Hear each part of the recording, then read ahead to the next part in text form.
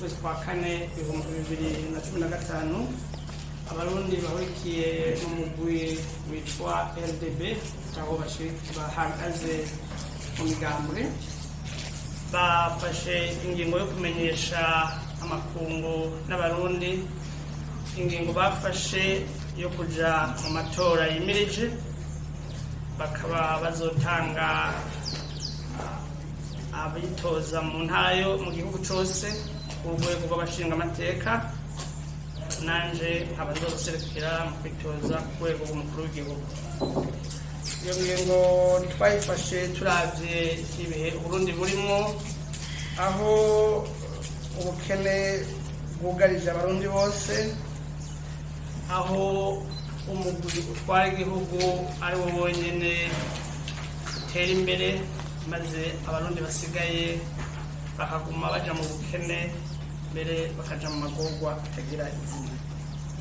Igihugu cacu kiri mu bihugu bifite abanyagihugu bashonje kurusha ibindi muri Afurika y'Epfo no muri Afurika y'Uburengero. Igihugu cacu kiri mu bihugu 10 bikenye ku isi. Abarundi benshi ntibashobora kurya gatatu canke kabiri ku munsi, uburyo bwo kubigura bukaba gusubira hasi. Ibintu umunyagihugu akenera kenshi na kenshi nko kwivuza, nk'uburaro canke kuvugira gukoresha telefoni ngendanwa, ibitoro, kwiyunguruza, amazi n'amatara canke impapuro z'ingendo, byose biguma biduga ibeye ku buryo umunyagihugu muto muto adashobora kubironka.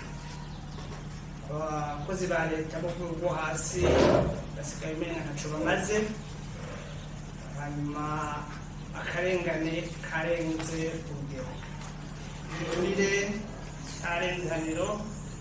Abayobozi bacu baba mu buryo burengeye bakoresheje amafaranga y'abanyagihugu, bakagwiza imigambi n'inzego zidakenewe, navyo bikaba bitwara amafaranga menshi igihugu c'u Burundi. Ayo mafaranga akaba yakoreshejwe mu gufasha umunyagihugu muto muto kwisununura. Igihugu cacu nta mazu gifise, amabarabara yarononekaye. Ivyo navyo bikaba bituma leta y'u Burundi ikoresha amamiliyaridi menshi cane ku mwaka mu gukotesha amazu bakoreramwo canke amazu abayobozi babamwo. Ayo mafaranga akaba yakoreshejwe mu kuguza ubuzima bw'umunyagihugu muto muto. Umutekano ni muke, uburenganzira bw'abantu bwo gushira no kwizana burahohoterwa cane. Abamenyesha amakuru, abanzi n'amenyesha amakuru, abatavuga rumwe na leta canke amashirahamwe atabegamiye mu bya politike barabuzwa gukora akazi kabo, bakabuzwa n'ubutegetsi. Ubutungane bwacu kenshi na kenshi bukoreshwa na leta ikabukoresha mu guhohotera abandi. Igihugu cacu ubutunzi bwacu bugeze ahatemba, aho kwivuza canke kwiga isigaye umenga ni ibigenewe abayobozi n'abana babo n'imiryango yabo bonyene. Umugambi wacu wa politike tuzanye mushasha ushaka kwagura kwishira no kwizana kw'abanyagihugu. Dushaka ko abamenyesha amakuru n'abanditsi bigenga koko maze kwidegemvya mu gihugu kugwire. Dushaka ko amashuri kuva mu ntango gushika kuva mu mashuri y'intango gushika amashuri yisumbuye umwana yige ku busa kandi ategerezwa kuja kw'ishuri. Dushaka imigambi leta yashizeho idakenewe tuyikure, hari mu rwego nkenguzamateka, kugira ngo amafaranga twahora tuyikoreshamwo akore ibisununura umunyagihugu. Bikuru bikuru mu byo tuzoshikako twagahaye mw'ico gitabo kinini bufise ni ibi bikurikira. Icya mbere, dushaka gushyiraho inzego nshasha n'ibindi nshingiro nshasha bituma Burundi haba intwaro rusange ibereye.